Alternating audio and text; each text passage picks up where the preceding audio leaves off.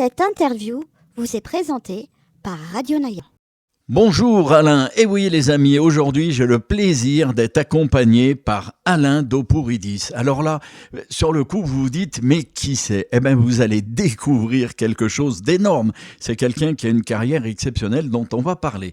Mais comme à chaque fois, pour commencer, on va commencer par la ville de naissance d'Alain.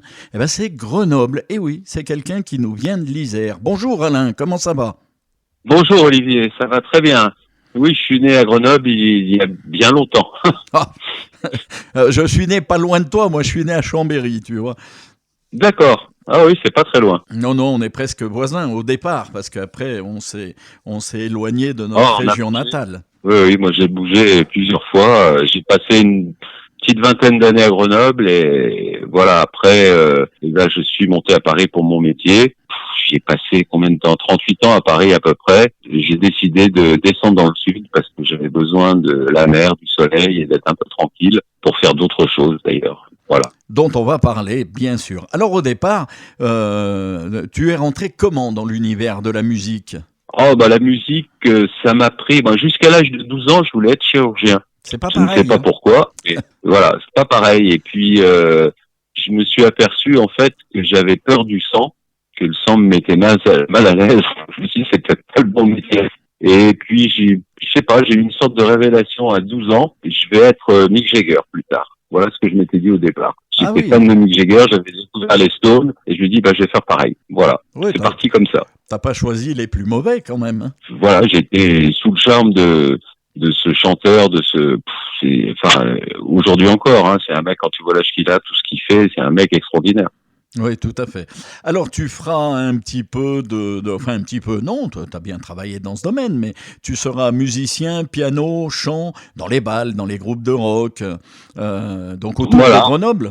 C'est ça. Alors, oui, ça, j'étais à Grenoble. Alors, j'ai commencé mon premier concert avec un petit groupe. Alors, c'est un petit peu anecdotique. J'avais 14 ans et mon père savait que j'avais ce concert. Il m'avait interdit d'y aller, ce qui était bien compréhensible vu mon âge, et j'ai fait le mur de chez moi et j'y suis allé quand même. Et je me rappellerai toujours quand je suis rentré, mon père m'attendait devant la porte et j'ai pris une engueulade comme jamais. Voilà. Et puis après j'étais rentré dans un grand orchestre de bal dans lequel j'étais payé. J'avais des cachets, j'avais 15 ans. Alors, c'était pas beaucoup plus vieux que 14 ans, mais le fait que ça se passait le week-end et que j'étais payé, mon père était d'accord. Et puis, j'étais encadré, par des musiciens beaucoup plus âgés que moi, à qui ils faisaient confiance. Et j'ai donc commencé réellement les bals à partir de 15 ans, tout en commençant à monter des groupes de rock à Grenoble avec des potes, et des petits concerts à droite à gauche. Oui, voilà. Surtout que Grenoble a toujours été une ville marquée par la musique. Hein. Beaucoup de groupes sont nés à Grenoble et de chanteurs d'ailleurs. Hein.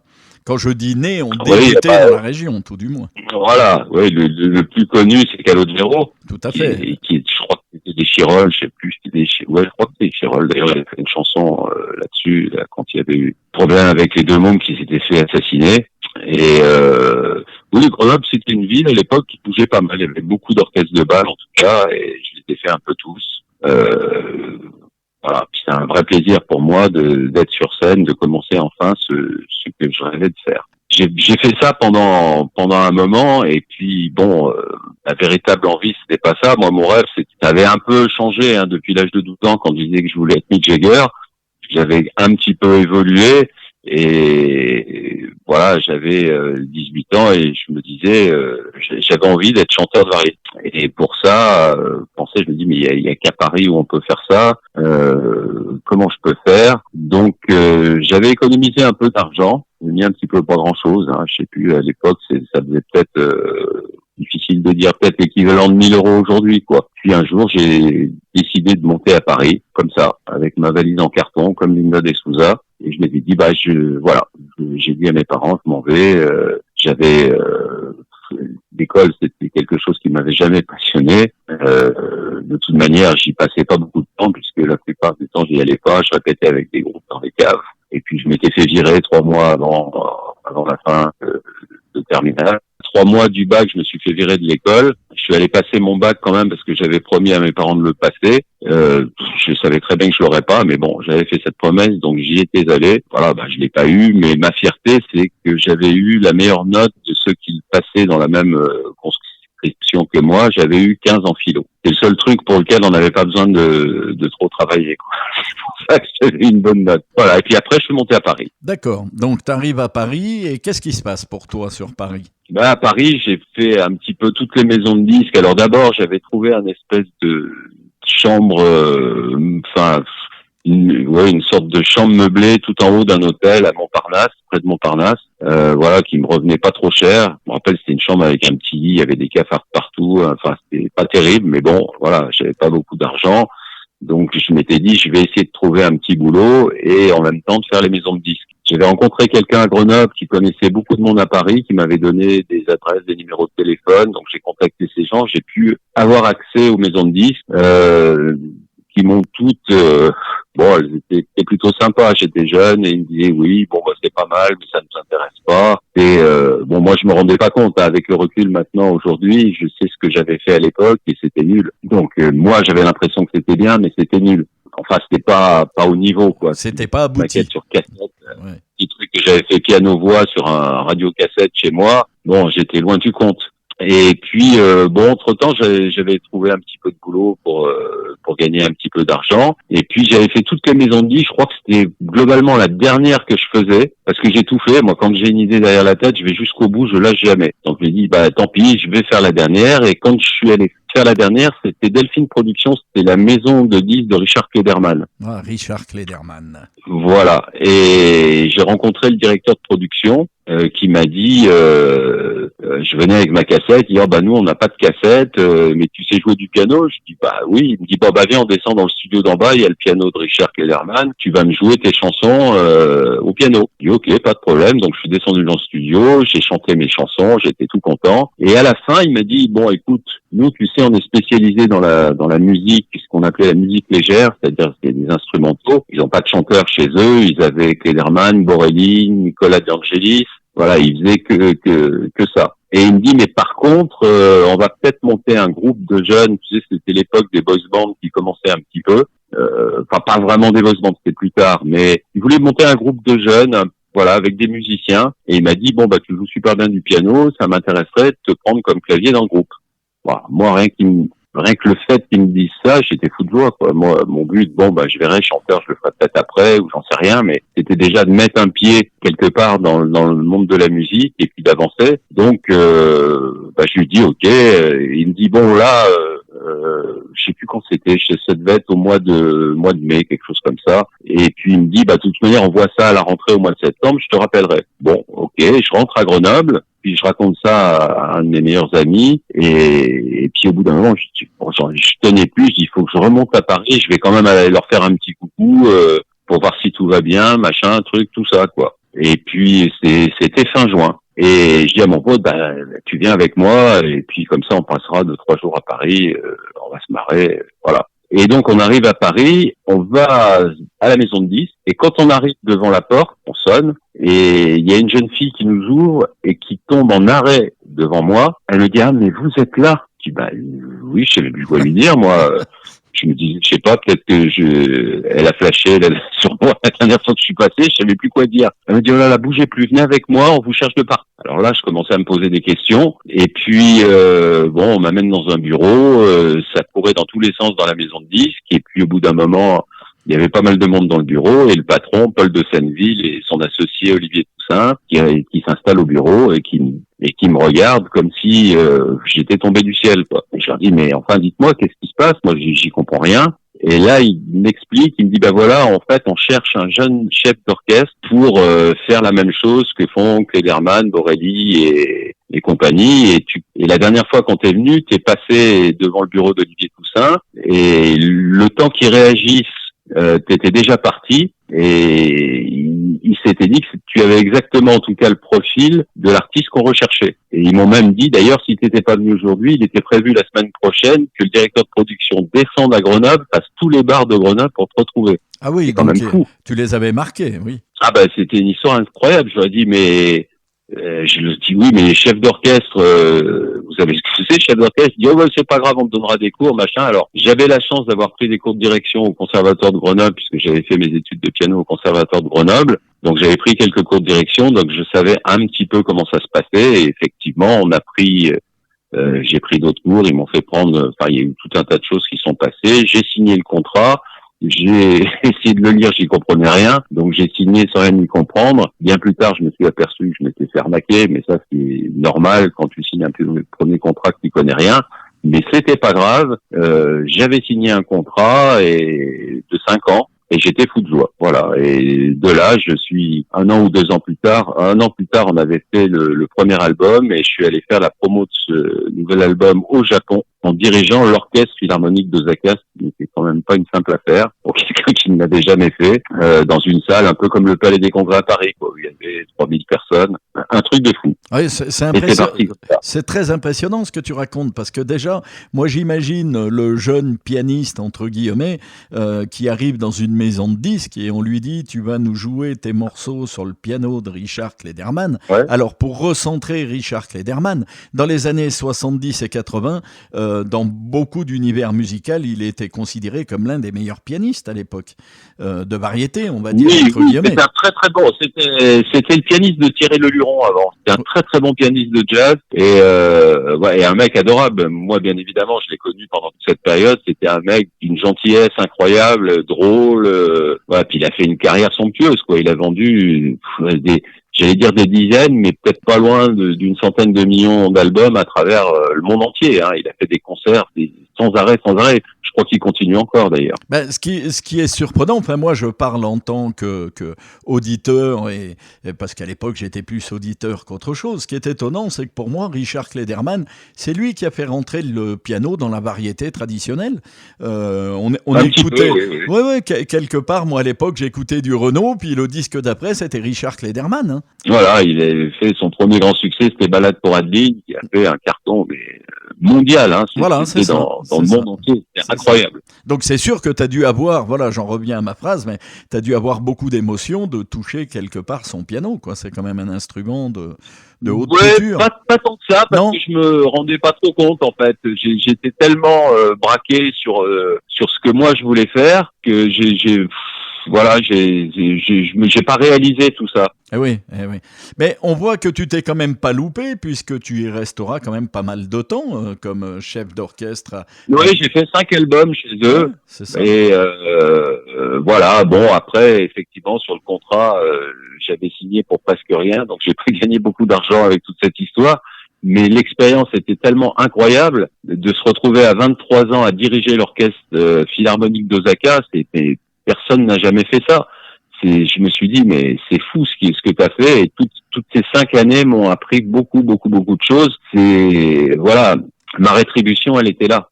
Ton papa, qui au départ voulait pas que quelque part à 14 ans tu ailles jouer dans les orchestres, il devait quand même être fier de toi, là. Ouais, quand il a vu que j'allais diriger l'orchestre philharmonique d'Osaka, mes parents se sont dit, waouh, bon, quand même, il va s'en sortir, quoi. Ok, il a pas eu le bac, mais bon. Voilà, il savait ce qu'il voulait faire. Et malgré tout, donc malgré cela, ton côté chanteur de variété est quand même resté en toi un petit peu, non? C'est pour ça qu'au bout de 5 ans, c'est moi.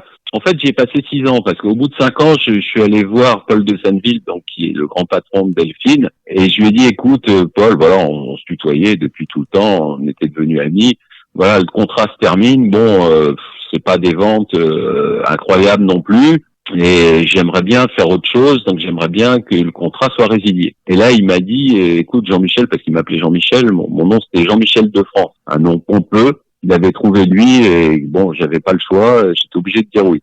Et tout le monde m'appelait Jean-Michel à l'époque, pas partout où j'allais. Et il me dit, écoute, j'ai une idée, je voudrais qu'on fasse un dernier album, et je te jure que si cet album marche pas, je te laisse ta liberté. Je vais mettre le paquet sur cet album avec de la com sur RTL, Énergie, enfin toutes les grosses radios de l'époque, à la télévision. Je me rappelle que j'avais fait Daniel Gilbert à l'époque. Enfin, il avait vraiment mis le paquet. On avait fait un album qui s'appelait, donc le dernier album, 60-84. C'était une reprise de tous les titres des années 60 jusqu'aux années 84, avec le grand orchestre. Et bon, malgré tout ce qu'il a fait, je sais pas, on en avait vendu peut-être, bon, je dis pas de bêtises, mais peut-être un peu plus de 40 000 à l'époque, ce qui était rien. Oui. À l'époque, on vendait des disques, hein, pour que ça soit un succès, il fallait au moins vendre 300-400 000 albums, quoi. Donc, avec tout ce qu'il avait investi, je suis allé le revoir dans son bureau et il m'a dit, bon, bah, écoute, Jean-Michel, je tiens ma parole, on a essayé, ça n'a pas marché, je te laisse libre. Et c'est là que je me suis dit, bon, bah, maintenant que j'ai un pied dans la musique, je vais enregistrer. J'avais écrit des chansons en attendant qui étaient d'un autre niveau que mes toutes premières quand j'avais débarqué à Paris. Et, il y avait une chanson qui me plaisait bien. J'ai trouvé, une maison de disques, alors qui était une coopérative de petits producteurs de musique. Et c'était une coopérative qui distribuait nos disques, quoi. Et j'ai enregistré cet album, je l'ai signé dans cette coopérative. Et j'ai commencé à faire beaucoup de télé. Alors, la mère de mes enfants avec qui j'étais à l'époque, était attachée de presse, c'était une des plus grandes attachées de presse du jazz à Paris. Et elle m'a dit, mais moi je vais m'occuper de toi. Je lui ai dit, mais si tu vas faire, tu vas pas. Elle me dit, je vais me débrouiller. Et elle m'avait décroché plein de télé, plein d'interviews, des galas. Enfin, vraiment, je suis passé sur les radios, j'étais super content. Et malheureusement, la maison de disques a fait faillite, ils ont déposé le bilan et mon disque n'a jamais été distribué. Voilà l'histoire. Mince. Du coup, je me suis dit, bon, bah, c'est pas grave. Au moins, j'ai réussi ce que je voulais faire. J'ai été chanteur de variété pendant 45 tours. J'ai fait des galas, des télés, tout ça. Bon, à ce niveau-là, ça me suffisait. Et tu en as encore un enregistrement personnel, toi, de ce disque? Ah bah j'ai encore des disques, des 45 tours, des vinyles, ouais, j'en ai encore quelques-uns, ouais. Ah, Comme il n'avait pas été distribué, j'avais récupéré des boîtes où il était, oui, j'en ai encore. ah, Je sais pas où ils sont, mais ils doivent... ça m'intéresserait de l'entendre, moi. T'as une platine vinyle? Bien Oui, sûr, à la bien radio. sûr, bien sûr. Eh ben écoute, je t'en mets un de côté, puis je te le donnerai. Ah oui, parce que vraiment, ça m'intéresserait. J'ai fait des recherches pour pas te cacher la vérité. J'ai pas trouvé de traces. J'aime pas rester sur un échec. Oui, non, mais je vais chercher, là, je vais t'en trouver un, et puis soit je te l'enverrai, soit je te le donnerai quand on se verra. Oui, voilà. on n'est pas très loin en réalité. Et tu pourras le passer sur ta radio, ça n'a aucune connotation de promotion, puisque tout de même, le disque n'est pas en vente, mais bon, sûr. C'est un vintage, c'est un collector, on va dire. Ah oui, c'est un gros collector. Mais c'est marrant ce que tu viens de raconter parce que moi, je connais plusieurs artistes à qui c'est arrivé sur leur première sortie d'avoir une maison de disques qui s'arrête et puis de se retrouver un peu... Oui. Oh, bah, ça m'étonne pas. Hein. Je suis pas tout seul dans ce cas-là, c'est sûr. Non, mais ça aurait pu mais mettre... bon, je l'ai bien pris, quoi. Ça m'a pas... Ça aurait pu me détruire, me renverser. Bon, je l'ai pris comme ça. Je me suis dit, bon, bah voilà. De toute manière, j'avais réussi à faire ce que je voulais. J'avais enregistré ce disque de variété, j'avais fait des télés, des radios, je m'étais amusé, voilà. Et je m'étais dit, bon bah maintenant, en restant dans la musique, je vais faire autre chose. J'ai fait le chanteur, maintenant je vais faire chanter les autres. Voilà. Ah oui, ce qui n'est pas facile non plus d'ailleurs. Non, c'est pas facile, c'est autre chose. Alors donc, voilà, tu te lances dans... tu as continué à grandir, on va dire, tu le dis toi-même un petit peu indirectement, tu as continué à grandir dans cet univers musical, et on va te retrouver producteur, arrangeur, réalisateur, puis dans des grands noms quand même de la musique. Dans des grosses maisons de disques. Ouais, la grosse maison de disques. Universal, Vagram, je me rappelle plus tout parce que j'en ai fait tellement à cette époque, mais je me rappelle que j'avais produit une artiste qui s'appelait Cathy Varda, qui était la nièce d'ailleurs de Agnès Varda, et qui était une super chanteuse et qui avait des super chansons. C'est elle qui avait composé avec son copain de l'époque, Arnaud Aubay, qui est devenu un de mes meilleurs amis après. Moi, j'ai complètement flashé sur leurs chansons. Et je me suis dit, punaise, ça, il faut absolument que je le produise. Donc là, j'étais juste producteur et éditeur parce qu'entre-temps, j'avais monté ma petite maison d'édition aussi. Mm-hmm. Donc j'étais producteur et éditeur de ce 45 tours. Et je m'étais fait une connaissance, pas un pote, mais une connaissance chez EMI. Et je l'ai appelé, je lui ai dit, écoute, là j'ai un titre, c'est vraiment bien, il faudrait que je passe te voir. Donc il m'a dit, bah écoute, passe me voir. Donc je suis allé le voir. Et c'est là d'ailleurs où on commençait c'est celui qui avait fait To Be Free. D'accord. Donc tu vois, pour te dire, c'est là que ça commençait vraiment tous ces groupes, les boys bands et puis les girls bands qui ont suivi. Je lui ai fait écouter le titre et il a complètement craqué. Il m'a dit, punaise, c'est énorme, c'est super. Allez, je te signe le single chez EMI. Bon, top. On a signé. Ils ont commencé à faire de la promo. Un mois après, c'est rentré sur Énergie. Et petit à petit, on était passé, je me rappelle, à plus de 6 fois par jour sur Énergie, ce qui était énorme. C'était le maximum qu'avaient tous les grands artistes, quoi. Et on était fous, on commençait à faire des galas, des télés, et au bout d'un moment, on avait même été, je me rappelle, pendant 15 jours, on avait été numéro 1 à l'IFOP. Je sais pas si tu te rappelles ce que c'est que l'IFOP. Bien sûr. Voilà, c'est le classement des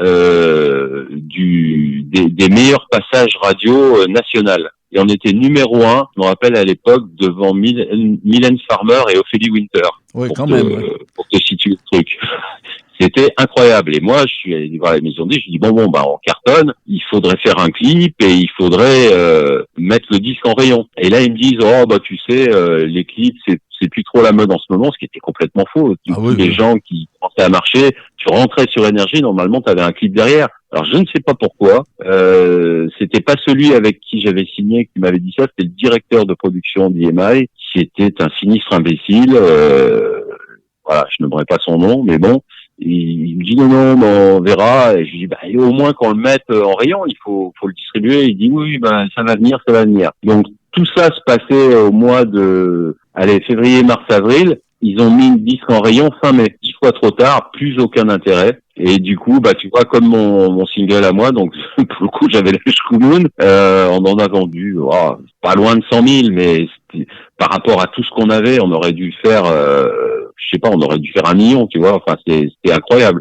Oui, sorti dans les temps, c'est un disque qui aurait cartonné complètement. C'est juste le retard, voilà. C'était fou. Ouais. Ils ont fait les choses complètement à l'envers, j'ai pas compris. Je me suis dit voilà. Et puis j'ai fait pas mal d'autres prods, qui ont plus ou moins marché, mais j'étais bien implémenté dans le milieu de la musique et je commençais à connaître un peu tout le monde, ce qui facilitait. J'étais devenu très copain, ancien directeur d'Universal, Pascal Nègre. Oui, Pascal Nègre. J'étais devenu vraiment copain avec lui voilà, à chaque fois que j'avais besoin d'un truc, il me recevait. J'ai une petite anecdote aussi là-dessus. Une fois, j'étais allé chez Universal pour présenter un projet, mais c'était un truc pas très très important et j'avais pas envie de déranger Pascal Nègre, donc je dis c'est pas grave, je vais appeler, je verrai un directeur artistique, ça ira bien. Donc j'arrive chez Universal, je rentre dans le bureau du directeur artistique, alors c'était un petit jeune, je sais pas, il devait avoir à peine plus de 20 ans, qui me reçoit les pieds sur le bureau avec un cigare. Alors là déjà ça m'a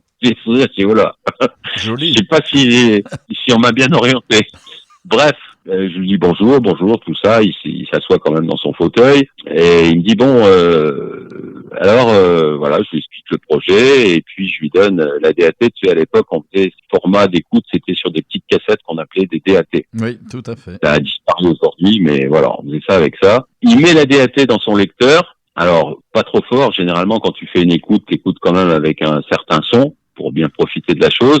Alors lui, il le met pas trop fort, et tout de suite, il décroche son téléphone, et il appelle quelqu'un pendant que la musique déroulait. Bon, il dit ok, donc il discute pendant un moment, je sais plus, je me rappelle plus pourquoi, il raccroche, passe au titre suivant et il redécroche son téléphone. Enfin, ça durait comme ça pendant un moment, c'était insupportable. Je me retenais, je disais rien, je dis je ne dis rien.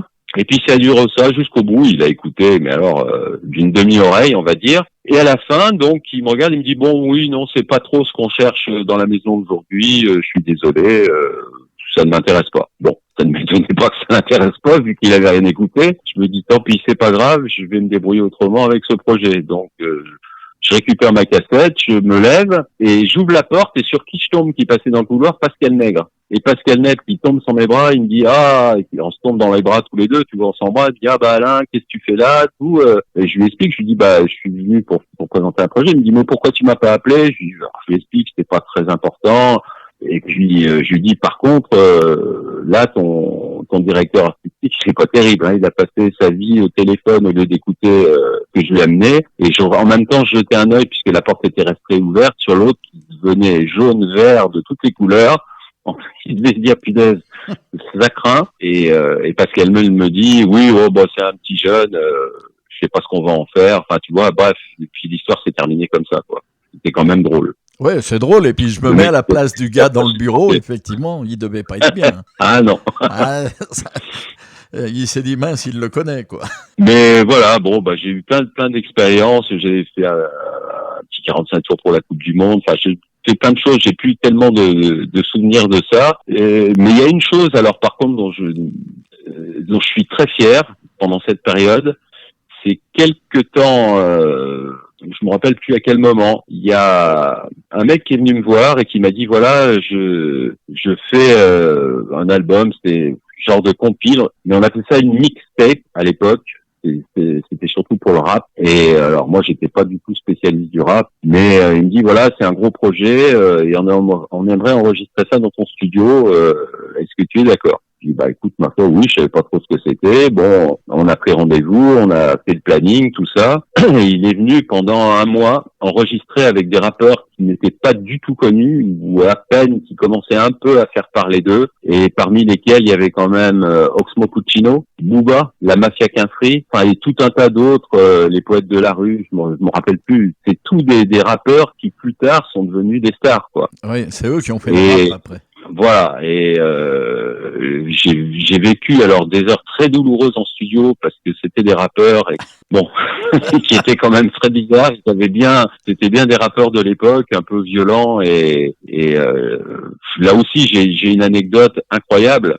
C'est parce qu'à l'époque, alors parce que ça, ces séances de studio on les faisait la nuit, et moi à cette époque je travaillais la journée avec Romano Mutsumara, qui tu sais celui qui avait écrit pour Elsa. Oui, exact. Entre autres, en papa, et qui était un super compositeur, enfin un mec génial. Et là, on faisait tous les deux un album disco pour l'Italie. Bon, on faisait ça la journée, tranquille.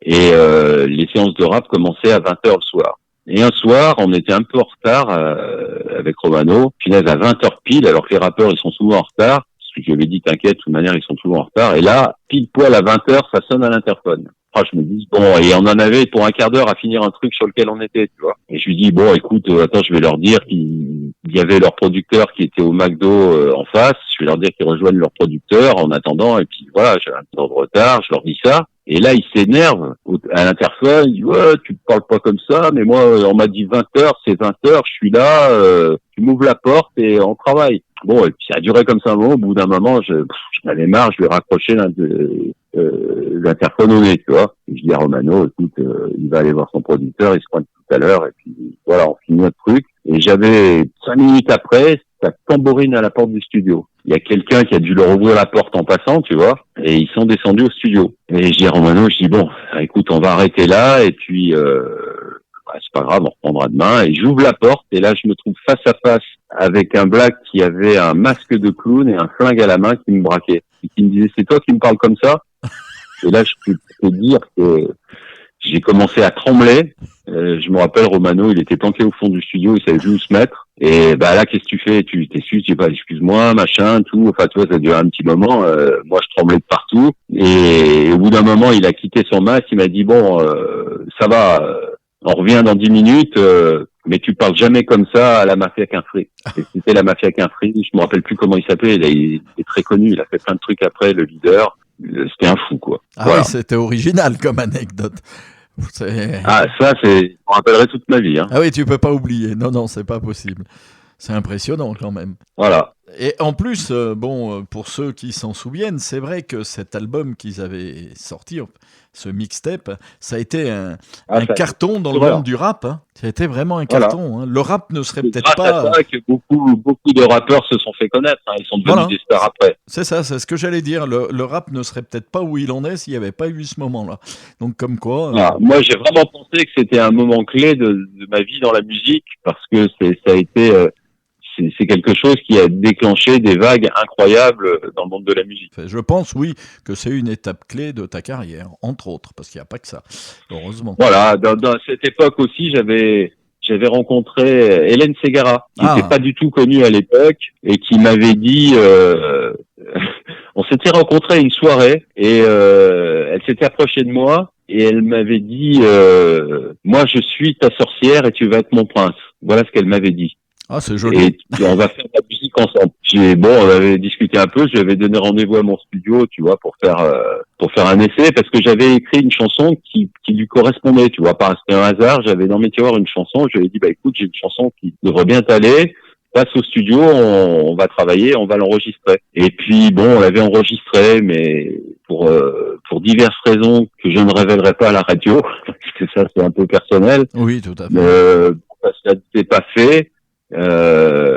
Et tout de suite après, très peu de temps après, elle a rencontré Orlando, qui lui a fait toute sa carrière. Ouais, Et pareil, j'ai jamais regretté ça parce que j'avais pas les moyens ni la force de frappe d'Orlando pour faire ce qu'il a fait pour elle. J'aurais jamais pu, je pense, faire aussi bien que tout ce qu'a fait Orlando pour elle. c'est vrai qu'il a fait beaucoup de choses pour Hélène, ouais, c'est clair. C'est clair. Mais t'as des Voilà, expériences nous quand même.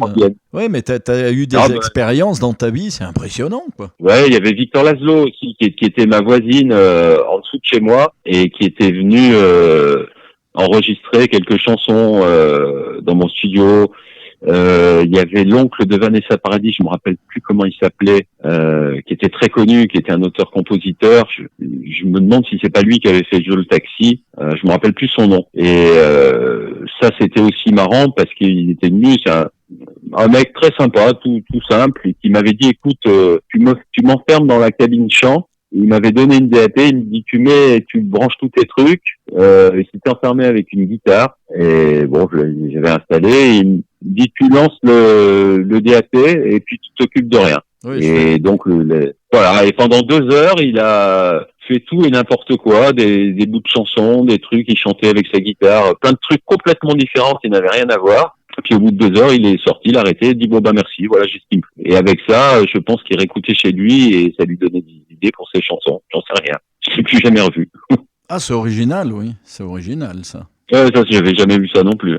Ouais, à première vue, ta vie à cette époque-là, elle était faite justement de choses plus que surprenantes qui te tombaient dessus un peu par hasard et repartaient comme elles étaient venues, quoi. Si, je pense qu'il y en a d'autres, hein, c'est ça qui me revient comme ça sur le coup, mais j'écris des trucs incroyables, quoi. Voilà. Alors après, il arrive une période, et là où tout le monde t'a entendu sans même le savoir. C'est ça qui est original dans ta vie, c'est que plusieurs fois, on aura la chance de t'entendre, mais on ne saura même pas que c'est toi, quelque part. Là, je parle de cette période où tu rentres dans le monde de la publicité. Oui, alors, si tu veux, après toute cette période musicale, je me suis rendu compte que j'avais fait des trucs incroyables, mais que ça me permettait pas vraiment, enfin, je gagnais un peu ma vie avec ça, mais c'était pas grand chose. Et je me suis dit qu'il fallait que je trouve un moyen de gagner quand même mieux ma vie que ça, parce que, bon, au bout d'un moment, c'était bien beau la musique, mais il faut que t'en vives bien, quoi. Je connaissais des gens un peu qui étaient dans la pub. Je me suis dit je vais aller les voir. Alors je connaissais quelqu'un de très important à Publicis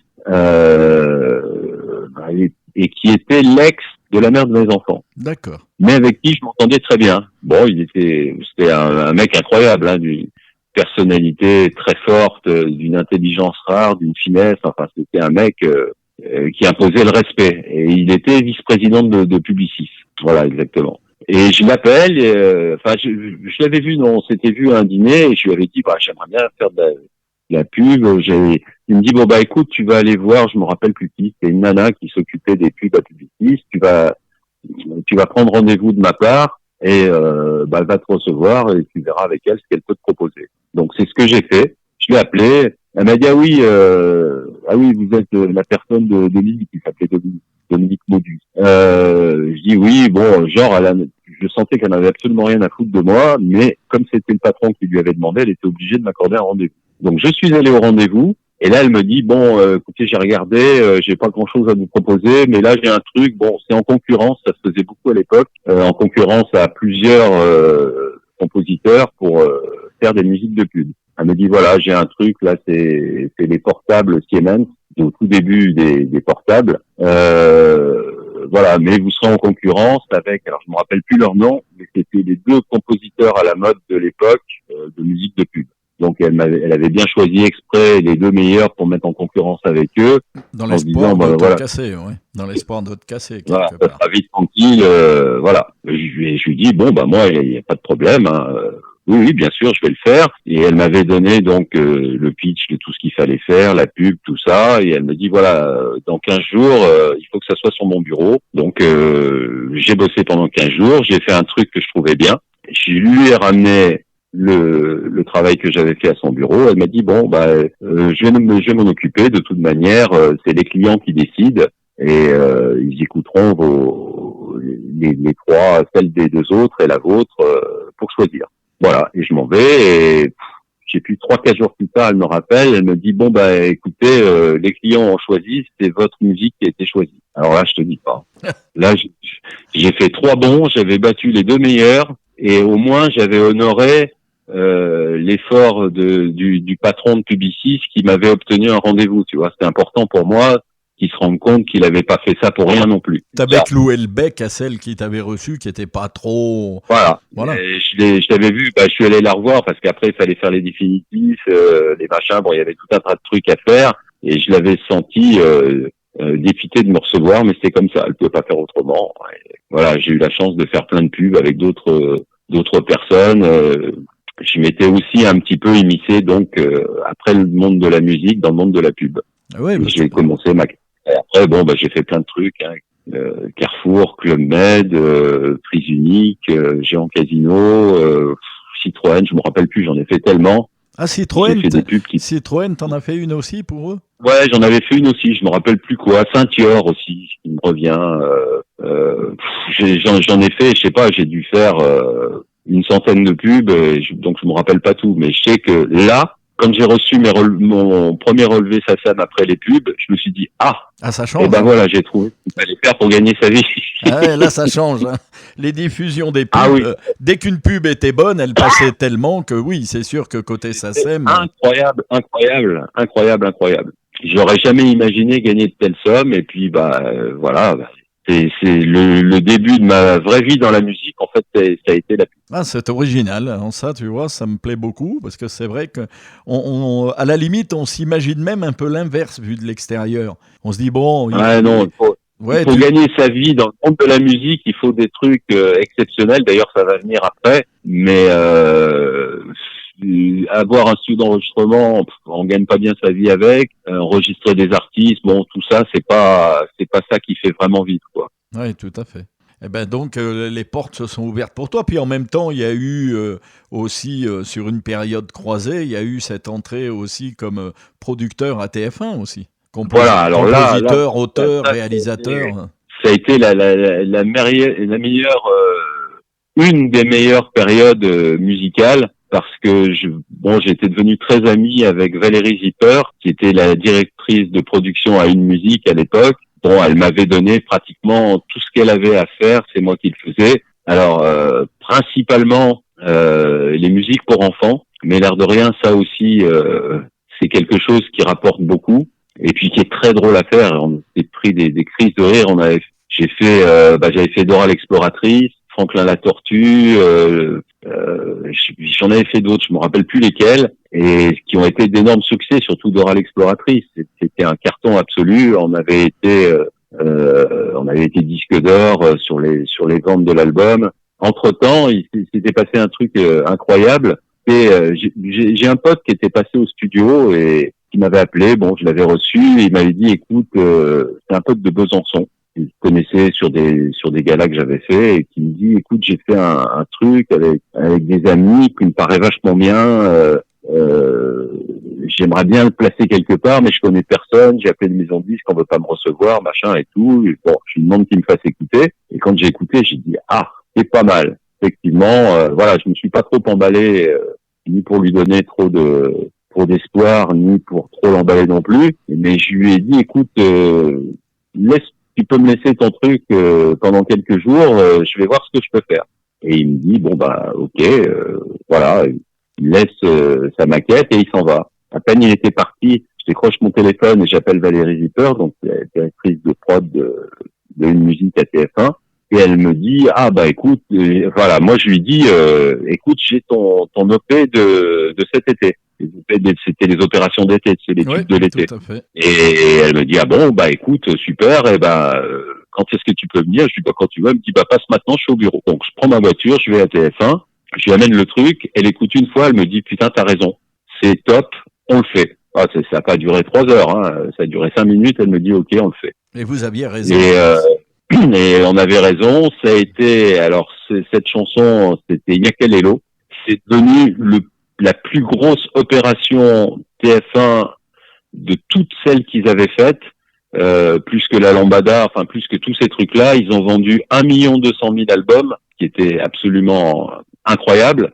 Et je me rappelle plus tard, Nadine Laïc-Blanchard, qui était la présidente de TF1, que je voyais de temps en temps comme ça, mais voilà, c'était la boss de TF1, quoi. Qui m'a appelé et qui me dit, écoute, Nadine, viens me voir dans mon bureau. J'étais jamais allé jusqu'à son bureau. Et je suis monté tout en haut à TF1 dans le bureau de la présidente de TF1, Nadine Laïc-Blanchard, et qui a sorti de dessous son bureau un disque de platine qui était à mon nom, un disque de diamant, pardon, qui était à mon nom.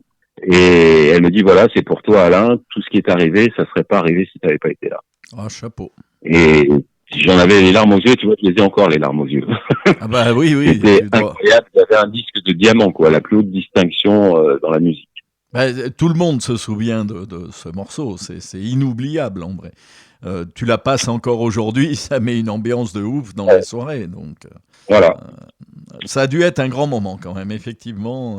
Chapeau. C'était un grand moment, sauf que j'ai pas eu de nouvelles. Bon, on a tous bossé un peu, tu vois, pour finir la prod, enfin pour faire le truc, quoi. Bien sûr. Et puis je n'ai jamais eu de nouvelles du mec. Enfin, j'avais rappelé le mec pour lui dire, bon bah écoute, voilà, ouais, ils sont ok. Je lui avais donné le numéro de Valérie Zipper. J'ai dit, tu l'appelles, tu vas voir avec elle pour ton contrat. Et depuis cet instant-là, je n'ai jamais plus vu de nouvelles de lui. Oh, c'est pas cool. Il m'a ni remercié ni rien du tout. Enfin, je l'ai jamais revu et voilà, il a disparu de la circulation. Je crois que j'ai recroisé sa trace ou des nouvelles. 20 ans après et encore, je suis pas sûr. Et voilà, mais c'était pas grave. Bon, non, c'est pas cool, mais c'est ce monde-là, on n'y peut rien, c'est comme ça. Hein. Alors, ton nom va croiser un autre nom que j'aime bien. Enfin, c'est même petit. Alors, ce que je dis. Non, mais honnêtement, Alain, c'est très petit ce que je dis. Parce que quand je dis quelqu'un que j'aime bien, c'est pas quelqu'un que j'aime bien. Il faut savoir que j'ai une histoire avec lui. Je dis pas encore son nom volontairement. J'ai une histoire avec lui parce que c'est la première interview que j'ai réalisée dans ma vie. Eh oui. Non. Si. Ah, il faudra que je lui dise. Ah oui, c'était au Novotel à Chambéry. Je recevais les amis Jean-Luc Lahaye avec Radio Arc-en-Ciel. Et ça a été quelque chose, lui il ne l'a jamais su, hein, que c'était ma première interview, parce qu'à première vue, tout s'était bien passé, donc j'avais une animatrice avec moi, et l'animatrice posait pas les questions qui me plaisaient, donc du coup j'avais pris la main, puisqu'à l'époque j'étais directeur d'antenne, et c'est sûrement grâce à ce jour-là que je me suis mis à faire des interviews à la radio. D'accord. Donc pour moi, ça représente beaucoup, voilà. Et à chaque fois qu'on parle de Jean-Luc Lahaye, me revient cet instant-là. Je pense que lui, honnêtement, il l'a oublié, forcément.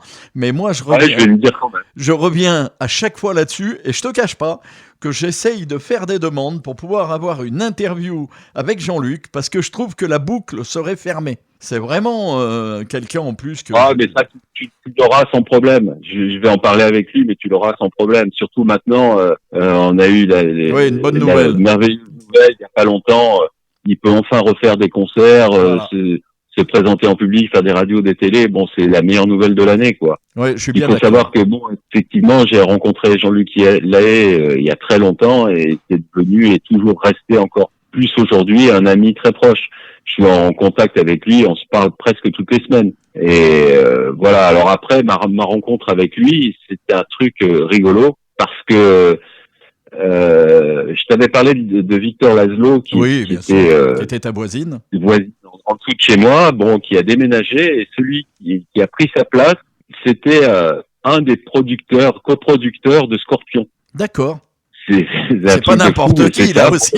Voilà, enfin, il avait participé à la prod sur un album, je me rappelle plus exactement l'histoire, mais enfin, bon, il était en lien, il était dans la musique, voilà, il avait fait beaucoup de choses. Et bon, je m'étais lié d'amitié avec lui aussi, il venait de temps en temps au studio, on déconnait, tu vois, on faisait des chansons pour se marrer. Et puis un jour, il me dit, mais putain, il faut absolument que je te présente quelqu'un. Je suis sûr que ça va matcher très fort entre vous. Je lui dis, bon, ben, qui? Et il me dit Jean-Luc Lahaye. Jean-Luc Lahaye, pour moi, Jean-Luc Lahaye, à l'époque, c'était une star, enfin, c'était quelqu'un d'inatteignable. C'était même s'il était dans sa période creuse,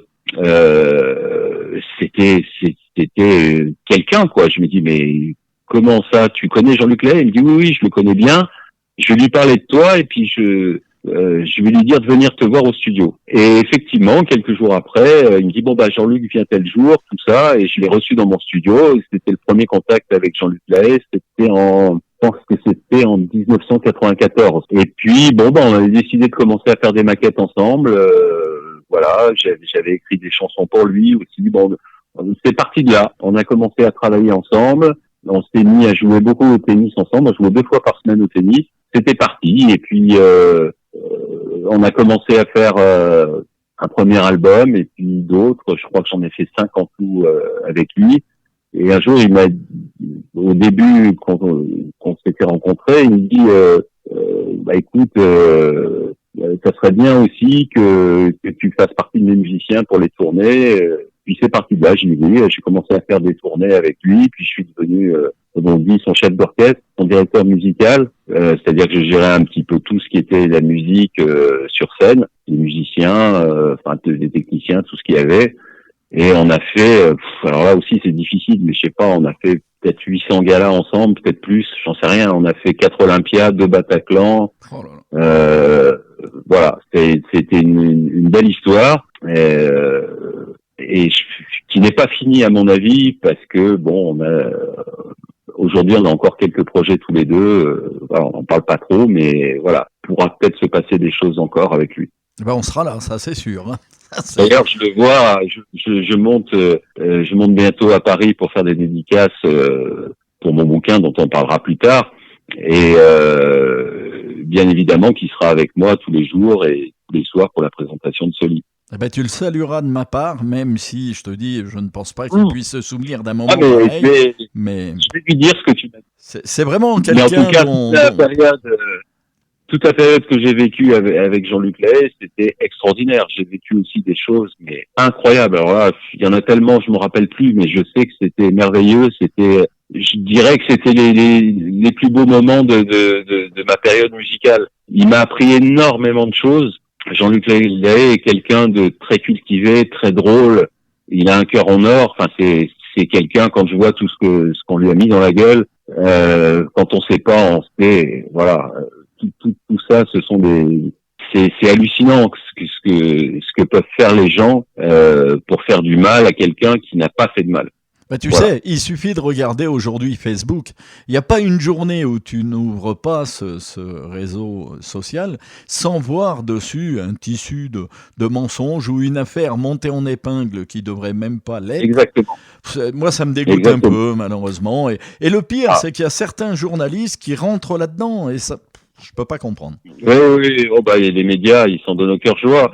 De toute manière, les médias ont jamais aimé Jean-Luc. Pourquoi on sait pas trop aussi, parce que c'est un rebelle, parce que il a eu une enfance très compliquée. Et... Il vient d'une enfance difficile qui ne plaît pas aux médias, enfin surtout à l'époque. Voilà, ça leur plaît pas et je me rappelle même ils étaient du temps de Papa Chanteur, ils passaient pas le disque et vu le carton que ça a fait, ils ont été obligés de le passer. C'est-à-dire qu'ils l'ont passé parce qu'ils étaient obligés. Ouais, moi j'adorais Papa Chanteur, j'adorais ça. Voilà. Eh ben, c'est impressionnant parce qu'en fin de compte, là, bon, on a quand même fait déjà un gros morceau de ta vie, mais on s'aperçoit que tout arrive un peu par hasard dans ta vie. J'ai l'impression d'avoir toujours une étoile qui me suivait. Voilà, t'es là pour réceptionner ce hasard, hein. Attention, c'est pas, je ne parle pas de chance. Oui. Le hasard te présente quelque chose et toi, t'es là pour sauter dessus puis dire oui, je suis présent. Mais chapeau, parce que c'est impressionnant. La moitié des choses là qu'on vient de raconter, t'aurais pu ne pas les faire de la même manière dont tu les as fait, quoi. C'est ça qui est dingue. C'est ce que je dis, la musique, la vie en général, et bon, la musique en particulier, on va dire en ce qui me concerne, c'est un jeu de chance. Il y a allez, je vais dire 80% de chance et 20% de talent. Parce que des gens qui ont du talent, il y en a énormément qu'on ne connaît pas et qui n'ont pas eu la chance de se trouver là où il fallait au bon endroit. Et c'est un peu comme ça, malheureusement, que ça marche. Oui, tout à fait. Alors, on va continuer un petit peu pour aller au bout de cette carrière qui est loin d'être finie, ça je le sais déjà. Tu vas faire un passage de compositeur de musique pour France Inter ? Oui, voilà, même pendant la même période, en fait, pendant la période de Jean-Luc, c'est entrecroisé, c'est-à-dire qu'à l'époque, bon, j'étais débordé, mais j'étais heureux d'être débordé. J'avais mes albums à faire pour TF1, j'avais des musiques de pub à faire et j'avais aussi tout le travail à faire avec Jean-Luc Lahaye, et aussi j'avais rencontré quelqu'un qui s'appelait Laurent Lavige, qui est un journaliste radiophonique précisément très très connu, enfin qui a une culture musicale exceptionnelle, qui a travaillé pendant 30 ans en tant que journaliste musical à France Inter, et qui faisait une nouvelle émission qui s'appelait Les Nuits de la Vige, et qui m'avait proposé de faire le générique de début et de fin de son émission, et puis de créer tous les fonds musicaux pendant ces émissions, parce que c'était des émissions musicales, et selon les émissions musicales, il fallait des fonds musicaux différents. Je sais que j'ai passé des nuits à faire ces choses-là, mais ça aussi, ça valait le coup, parce que je peux te dire que les droits de France Inter, c'est les plus importants qui existent. Eh oui. C'est plus important que TF1, que M6, que Canal+, qu'Énergie, c'est France Inter. Donc c'était très intéressant et très drôle à faire. Ouais, c'est impressionnant aussi que t'aies pu avoir accès à ça, quoi. C'est incroyable. C'est encore des rencontres. C'était le copain d'un directeur d'une maison de pub radio avec qui je travaillais beaucoup, qui me l'avait présenté. Ouais, et voilà, ça s'est fait comme ça. D'ailleurs, entre nous, entre le directeur de la radio qui s'appelle Jean-Claude Kunz, qui était un super publicitaire à l'époque, et donc Laurent Lavige, qui était journaliste musical, on avait créé, alors ça tu le sais pas, mais je pense que c'est important à signaler, on avait créé un site en ligne. En fait, on avait créé 2 sites. À une époque, j'avais créé un site qui s'appelait Your Musical, qui était un petit peu la même chose que My Major Company, tu sais, qu'avait créé Goldman pour découvrir des talents. Bon, ça a pas très bien marché parce que on n'avait pas la puissance qu'avait Goldman par rapport à ce qu'on faisait, mais on avait quand même sorti quelques artistes qui avaient fait leur disque, et voilà, on était contents. Mais surtout, c'est Laurent Lavige, je crois, qui avait eu cette idée incroyable de créer un site pour les compositeurs, pour les auteurs, dont c'était pas forcément le métier, mais surtout qui n'étaient pas connus et qui avaient impossibilité de présenter leur travail. Et oui. On avait créé ce site qui s'appelait Hubbies. On avait réuni, Laurent Lavige connaissait beaucoup d'artistes, moi j'en connaissais certains, qu'on avait convaincu de rejoindre le site, dont moi de mon côté, bien évidemment, Jean-Luc Lahaye m'avait suivi, il avait rejoint le site, il y en avait plein d'autres, les noms ne me reviennent plus, mais plein d'artistes connus, Cali qui était venu, voilà, enfin on avait réuni tout un nombre d'artistes, et le principe c'était de dire aux auteurs-compositeurs, voilà,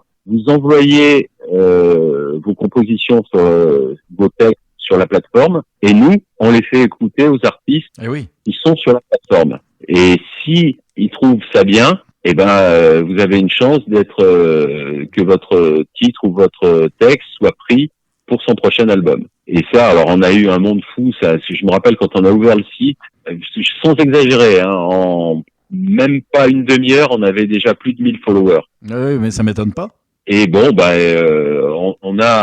y a 2 artistes dont Jean-Luc avait pris les chansons sur un de ses albums, Cali aussi, je crois. Et puis on avait élargi ça au grand festival, et notamment les Vieilles Charrues. On avait fait un partenariat avec eux, et on avait les groupes envoyaient leur maquette. Les Vieilles Charrues m'avaient dit on en choisira un qu'on fera passer sur la petite scène des Vieilles Charrues. Et ça a été le cas. Il y a un groupe qui a été choisi et qui ont fait leur spectacle sur la petite scène des Vieilles Charrues pendant le festival.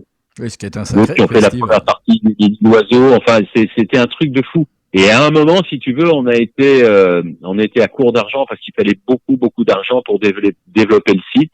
Et encore un coup de chance, Laurent Lavige connaissait bien toute la famille Cantona, et on a rencontré les Cantona qui étaient ravis du projet, et notamment Eric, qui nous a donné, je dirais pas combien, mais qui nous a donné beaucoup d'argent pour pouvoir promouvoir le site, pour pouvoir le développer. Et je me rappelle, j'étais allé chercher le chèque d'ailleurs chez lui. Il avait une maison à Fontenay-sous-Bois. Il m'avait reçu, il m'avait donné son chèque. Il m'a dit voilà, bon courage. Il devait essayer de faire aussi un peu de promo de son côté, mais bon, il était débordé. Il n'a pas eu le temps de le faire. Et malgré la grosse somme qu'il nous avait donnée, c'était pas encore suffisant pour vraiment faire face à tout ce qu'on devait faire. Donc, au bout d'un moment, on a arrêté. On s'est dit bon, ça devient, on y passait nos jours, nos après-midi, nos nuits, et on pouvait pas tout faire, et donc on a arrêté. Oui, puis c'était une super aventure. C'était un coup à perdre le reste, parce que malheureusement, tout le temps que tu passes là-dessus... Oui, là, on était obligé d'être dessus. Ah oui. Oui, là, on était obligé d'être dessus tout le temps, et c'était plus possible. Oui, tout à fait, oui. Ça encore, c'est une histoire effectivement que je ne connaissais pas. Là. Alors, je ne savais pas non plus, pourtant j'aurais dû, mais bon, je suis passé au travers, que tu avais réalisé et que tu avais arrangé un album qui s'appelle Herbert Léonard. Alors, c'est à peu près, c'est pas tout à fait ça. Je t'explique en détail. Oui, mais c'est pour ça que j'en parle, parce que je veux les détails. Voilà, j'ai eu la chance de rencontrer Herbert, le pauvre qui a disparu il y a vraiment pas longtemps, et qui était un mec délicieux, professionnel. C'était un mec attachant, c'était un super chanteur. J'ai adoré travailler avec ce mec qui respirait la sincérité. Et en fait, il avait décidé de faire un album de reprises. Il fallait que je réarrange. Je crois que j'ai réarrangé 5 chansons sur cet album. Je me rappelle plus toutes les. Ah si, il y avait Nuit magique de Catherine Lara. Il y avait Une femme avec une femme de Mécano. Trace de toi d'Alain Chamfort. Je me rappelle plus les autres. Il y avait 5 titres et que j'avais pris le temps de réarranger. Il était venu enregistrer sa voix dans mon studio et l'album était paru avec ces 5 chansons. Oui, en plus, les reprises étaient magnifiques. Hein. Oui, j'avais bien bossé avec lui. T'es obligé, il est au taquet derrière toi. Il te fait refaire au millimètre près tout ce qu'il veut. Et c'était vraiment un perfectionniste. Et on avait réussi à sortir quelque chose de très bien qu'il avait magnifiquement chanté d'ailleurs. Ah ouais, et c'est fou quand j'y pense. Tu vois, il est parti il y a pas longtemps et j'ai échangé encore avec lui parce que chaque année avec Herbert on se souhaitait la bonne année. Et début février, on s'était échangé nos vœux. Je lui ai demandé des nouvelles. Il m'a dit tout va bien. Je vais partir en gala dans le Nord. Je m'étais dit j'étais content. Je lui ai dit ça va mieux tout ça. Et puis finalement, tu vois, un peu plus d'un mois après, il disparaît. Alors. Ouais. À un moment, je pense savoir pourquoi, mais quelque part, alors j'irai pas jusqu'à dire que tu sors de l'univers musical, mais enfin ta vie prend un virage quand même important. Oui, après je prends un virage vraiment, on va dire à 150 degrés. À peu près. Oui, facile, oui. C'est-à-dire que si tu veux, j'avais fait un peu le tour de tout ce dont je rêvais dans le monde de la musique à Paris. Je sentais aussi des petits jeunes qui arrivaient derrière, qui voulaient prendre ma place, et ça poussait au portillon dans tous les sens, tout ça. Les budgets avaient considérablement baissé parce que les disques ne se vendaient plus. Internet était passé par là. On n'en était pas encore à un vrai profit de streaming, donc ça valait plus trop le coup non plus, tu vois. Puis j'en avais marre de Paris. J'avais envie de me retrouver au soleil, au bord de la mer, et fallait que je trouve un truc. Depuis tout petit, j'avais toujours rêvé, alors de 2 choses, tu vois, qui se réalisent petit à petit. Alors depuis tout petit, c'était d'avoir un bar où je pouvais faire des concerts. Et un peu plus tard, j'avais l'envie d'écrire des romans. Mais bon, tout ça, vu la période que je vivais et comme j'étais débordé, c'était impossible à faire. Et là, je me suis dit, tiens, et si je trouvais un petit bar dans le sud pour me poser un peu. Et j'ai découvert c'était un petit boui-boui, qui était pas trop cher, qui se trouvait à Sauvian, toi tu dois connaître, mais tout le monde connaît peut-être pas, qui se trouve juste à côté, entre Béziers et Valras, donc pas loin de la mer. Et j'étais allé visiter ce petit bar et je me suis dit, allez, je me lance. J'ai tout vendu à Paris, j'ai tout lâché et j'ai débarqué ici. C'est incroyable, encore une fois. Moi, quand j'ai un truc dans la tête, je laisse tout d'un côté et je fais tout le reste. Et il y a plein de potes d'ailleurs à Paris qui me disent mais t'es fou, tu vends tout, tes machins, tu quittes tout, mais tu te rends pas compte, t'es en train de tout perdre. Si je m'en fous, au moins je serai au soleil au bord de la mer. Et c'est ce qui s'est passé. J'ai jamais autant profité de la plage et du soleil de toute ma vie. Je me suis quand même rendu compte qu'avoir un bar, c'était un boulot énorme. Je pense que c'est le boulot le plus dur que j'ai eu toute ma vie. Alors tu vois, sur la fin de ma carrière, faire ça, c'était pas évident. Mais j'ai quand même gardé ce bar pendant 7 ans. J'en ai fait À un moment, il y avait une esthéticienne à côté qui se barrait, donc j'ai récupéré le local d'à côté, j'ai cassé les murs, j'ai acheté les murs, et je me dis, bah comme ça au moins je suis posé. Et j'ai développé le bar qui est devenu un petit peu l'endroit branché de la région, tu vois, pour les karaokés, les concerts, enfin on faisait plein de choses. Et j'ai gardé ça pendant 7 ans. Et bah pareil, à la fin, c'est un boulot tellement fatigant, tellement usant, tellement c'est horrible. Donc je me suis dit, il faut que j'arrête, sinon je vais passer l'arme à gauche. Oui, c'est ça. Donc C'est ça. j'ai vendu mon bar. Voilà, ça fait un peu plus d'un an aujourd'hui. Et bah pour passer au chapitre suivant, Ah, puis dans quel mon bar chapitre. d'ailleurs, Jean-Luc était venu. Hein. Pardon? Jean-Luc était venu, bien évidemment. Mais Jean-Luc était venu, Jean-Luc Lay était Bah venu dans oui. mon bar Ah faire bah un oui. concert, Bah oui, qui automatiquement. était incroyable, quoi. C'était blindé, tout le monde, personne n'en revenait. Ils se disaient, mais Jean-Luc Lay, voilà, le bar s'appelait le Divin Café. Et il me disait, Jean-Luc Lay au Divin Café, mais c'est impossible, on est à Souvian et jamais il va venir. J'ai dit, si, vous inquiétez pas, il va faire son concert ici, il est venu. C'était une soirée géniale, magnifique, où tout le monde était sur le cul. Et voilà, et il est venu d'ailleurs plusieurs autres fois me voir, juste pour... Il passait dans la région, il venait me voir, il venait manger, on discutait un peu, voilà. Ouais, c'est magnifique. Et donc, comme je te le disais, j'ai vendu il y a un peu plus d'un an, et là je me suis dit, bah allez, c'est le moment, vas-y, écris, fais les livres que tu as toujours rêvé de faire. Et Ouais. j'en suis là. Et là, c'est une sacrée page qui arrive là. Bon, tu le sais, hein, on a ton premier écrit, ton premier roman qui Je s'appelle sais que vous Divin. l'avez acheté. Ouais, on l'a Ouais. acheté avec plaisir en plus. C'est Divin, la conspiration. Mais quelle histoire! Voilà, Divin avec 2 I. Oui, tout à fait. 2 I au début, hein, D-I-I-V-I-N. Voilà, c'est parce que ça a une signification dont on se rend compte, je crois, aux 2 tiers du roman. On comprend pourquoi ça s'appelle Divin avec 2 I après D. Mais c'est incroyable l'histoire. Elle est magnifique, quoi. Tu Ouais, vas- t'as pu le dire. Ah ben, j'en ai lu une partie pour le moment, hein, pas en entier, Ouais.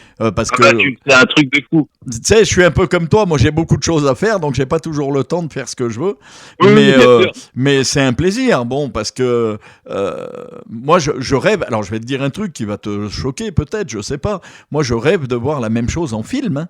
C'est marrant comme que tu me dises ça parce que je l'ai écrit comme si je voyais un film. Ah, mais c'est Alors un donc, film. ça veut dire que j'ai réussi à faire ce que je... Ouais, ça me paraît être un truc de fou qui serait extraordinaire au cinéma, quoi.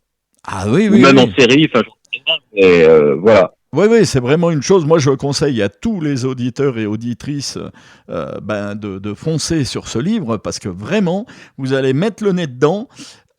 Prévenez, par exemple, votre entourage parce que de temps en temps, vous ne serez pas dispo. Hein. Vous allez rester dans le livre et Ouais. ce sera dur à quitter le chapitre. Non, c'est extraordinaire comme écriture. Ouais, pour ceux qui le veulent, il faut aller. Là, il est disponible très facilement parce qu'il n'est pas dans toutes les librairies, il n'est pas de partout. Hein. C'est un premier roman, mais on le trouve très facilement sur Amazon. Et pour le trouver, il suffit de marquer mon nom. Voilà, Alain C'est ça. Dopouridis dans la barre de recherche et on le trouve très facilement. C'est ça, nous on l'a trouvé de suite, il n'y a pas eu de souci. J'ai pas attendu de t'avoir au téléphone pour vouloir le livre, j'ai dit ah non, je le veux de suite, il faut que je sache. Eh ben je sais. Et je me dis que Voilà. heureusement que tu en arrives à cette phase de ta vie. Exactement. Et puis, alors c'est un super boulot aussi d'écrire un roman, mais alors ça, je suis totalement, au jour d'aujourd'hui, je suis totalement passionné. Là, je viens d'en finir un autre, bon, bah, qui sortira plus tard, qui n'a rien à voir avec le premier, qui est un bouquin quand même assez thriller science-fiction. Là, celui que je viens d'écrire, c'est un polar qui se passe au mois de septembre 2024 à Paris et qui va s'appeler Le murmure des larmes. Voilà, tout un Rien. programme. Ouais, j'allais te dire rien que le titre. Le titre, d'ailleurs, pour moi, aurait pu faire deux choses. Hein. Effectivement, très bon pour un livre, ça, il n'y a pas de souci. Même trois. Allez. Pour une chanson aussi. Pour une chanson, ouais. T'imagines un titre de chanson avec ça? Voilà. Ouais, bravo. C'est vraiment, alors, c'est le début, entre guillemets, de ta carrière d'écrivain, on peut dire, quelque part. C'est ça. Elle n'a pas attaqué il y a longtemps, mais à mon avis, c'est pas la fin. Hein. Tu peux t'accrocher. Hein. Ah non, non. Là, je te dis, je viens de finir ce polar et j'en ai attaqué un autre. Encore, voilà, j'attaque mon 3e bouquin et si tu veux, j'ai des idées depuis tout ce temps qui fourmillent dans ma tête de partout et jusque-là, j'ai jamais eu le phénomène de la page blanche. J'ai l'encre qui coule j'ai l'encre qui coule de mon stylo. Non, j'ai les doigts qui tapent sur le clavier de l'ordinateur et qui écrivent, voilà, sans arrêt. J'ai tout le temps de nouvelles idées qui me viennent. Donc c'est super agréable de faire ça, quoi. Eh ben, on peut que conseiller aux auditeurs de se procurer ce livre, hein. Vous avez actuellement devant vos yeux, pour ceux qui écoutent l'interview sur YouTube, la jaquette du livre, et je vous mettrai tous les liens nécessaires pour vous le procurer. Mais enfin, sur Amazon, je vous dis, c'est très simple, effectivement, de le trouver. Ouais. C'est vraiment un plaisir. C'est un livre aussi que vous pouvez offrir, hein, parce que tous ceux qui aiment un peu les histoires de science-fiction vont se jeter dessus. On va parler amour, on va parler amitié, on va parler guerre dans ce film. Ça se passe au 24e siècle. Ça se passe au 24e siècle. Hein. Donc allez-y, foncez et vous connaîtrez un petit morceau de l'avenir. Tiens. J'espère pas trop. Ah, bon, c'est marrant, comme que ça puisse se passer comme ça. Hein, tu sais, on sait pas. On verra bien. Écoute, enfin non, nous on verra pas d'ailleurs. Donc c'est pas plus mal. Oui, bon, nous, on verra pas. Voilà, tout à fait. Et enfin, c'est un pour la formule quand même. Je vais faire un petit coucou à mon éditeur parce que c'est pas un livre auto-édité. J'ai quand même un vrai éditeur. Oui. Qui s'appelle Le Lys Bleu. C'est une petite maison d'édition qui est à Paris. Voilà. Et bon, ils font ce qu'ils peuvent pour la promotion du roman, mais voilà, ils sont pas inactifs. C'est assez intéressant de travailler dans une petite maison d'édition au départ quand c'est un premier roman. J'ai toujours fait comme ça, moi, toute ma vie, même quand je faisais de la musique, j'ai toujours commencé par le petit pour aller vers le plus haut. On apprend beaucoup de choses parce que moi, autant je connaissais tout ce qui se passe autour du monde musical, je connais par cœur tous les tenants et les aboutissants.